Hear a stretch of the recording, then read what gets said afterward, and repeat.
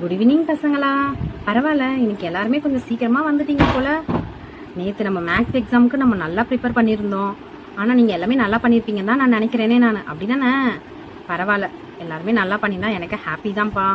அப்புறம் நான் உங்ககிட்ட நேற்று நான் ஒரு விஷயம் சொல்லணும்னு இருந்தேன், அது மறந்தே போயிட்டேன். நான் உங்களுக்காக ஒரு சூப்பர் ஆஃபர் வச்சுருக்கேன் இந்த அக்கா. என்ன ஆஃபர் தெரியுமா? நீங்கள் 1 மந்த் டியூஷன் ஃபீஸ் பே பண்ணால் போதும், உங்களுக்கு next month summer class full என்டர்டைன்மெண்ட்டோட அக்கா சொல்லித்தர போகிறேன்.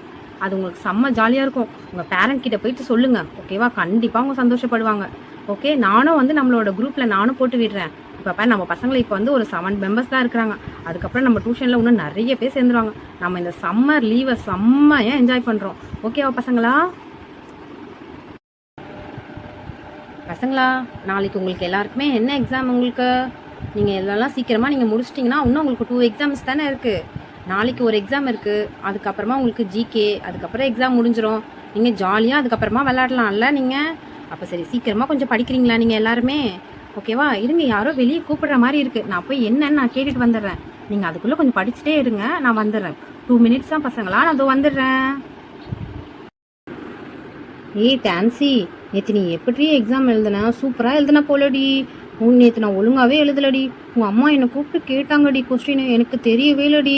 அவங்க சொல்லி தாண்டி எனக்கே தெரியும் நீ சூப்பராக எழுதுனன்னு சொல்லிட்டு. டான்சி, நீ படிக்கலன்னு சொல்லிட்டு எல்லாத்தையும் எழுதி வச்சிருக்க போலடி. போடி.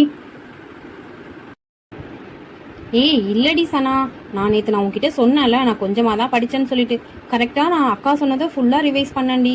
அதுக்கேற்ற மாதிரி எனக்கு எல்லாமே வந்துச்சு. அதை தாண்டி நான் எழுதுனேனே. நான் எங்கள் அம்மாவும் சொன்னாங்கடி, நான் டியூஷன் போயிட்டு தான் இவ்வளோ நல்லா எழுதுனேன்னு சொல்லிட்டு. ஆனால் எனக்கே ஜாலியாக இருந்துச்சுடி நான் எல்லாமே எழுதுனது. ஆனால் நான் அவ்வளோ படிக்கல தாண்டி, அக்கா சொன்னது மட்டும் தாண்டி நான் படித்தேன். நான் அதுவே எனக்கு வந்தது ரொம்ப ஜாலியாக இருந்துச்சுடி. அக்கா சொன்னது மட்டுமே படித்தாலே போதும் போலடி. நான் உங்ககிட்ட சொன்ன மாதிரி தாண்டி, நான் ரொம்பலாம் படிக்கலடி. நான் ஒன்றும் பொய் சொல்லலடி நான். ஏய் அங்கே என்னடி வெளியே ஏதோ ஒன்று இது, அவங்க யாரோ இவங்களோட அம்மா மாதிரியே தெரியுது. பாத்தியாடி சனா? ஏய் ஆமாண்டி, அவங்க ப்ரூத் அம்மா தானே அவங்க. ஆமாம், அவங்க தான் நம்ம டியூஷன் அக்கா கிட்ட பேசுகிறாங்க போலடி. ஏய் அந்த 2 பசங்களும் சரியான வாழடி. அவனுங்க வந்தாலாம் நம்மளுக்கெல்லாம் செம்ம காண்டாயிடும்டி. அதுவும் அவனுங்க இருக்கிறானுங்களே, வேணும்ன்ட்டே நம்மளை வெறுப்பேற்றுற மாதிரி நடந்து பண்ணுங்கடி எல்லாத்தையுமே. ஏய் ஃப்ளோரா, நீ எதுவுமே சொல்ல மாட்டேறடி. நீ தானடி அவங்க வீட்டு பக்கத்தில் இருக்கிறீங்க. ப்ரூத் அம்மா தானே அவங்க. ஏய் கூட தவன் அம்மா கூட இருக்கிறாங்கடி ஃப்ளோரா. ஏய் ஆமாண்டி, கரெக்ட்ரி, அவங்களும் தவன் அம்மா தாண்டி. 2 பேரும் சரியான வாளுங்கடி. அவங்க போய் நம்ம டியூஷன்லையா? நம்ம டியூஷன் அக்கா ரொம்ப பாவம்டி, அவங்க ரொம்ப நல்லவங்கடி. அவனுங்க மட்டும் அவங்க எங்கேயோ அவங்க ஊருக்கு போயிருக்கிறாங்கன்னு அவங்க அம்மா சொன்னாங்கடி.